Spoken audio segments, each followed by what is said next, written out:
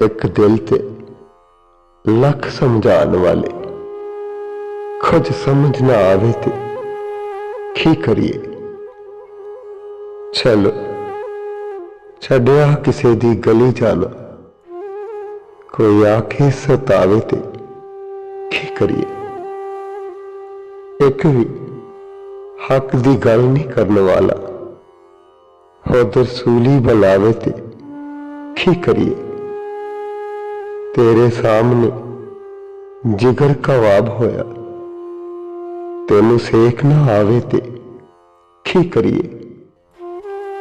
दिल दा दर्द होवे ते दवा करिए, दिल ही दर्द हो जावे ते की करिए। होए होए।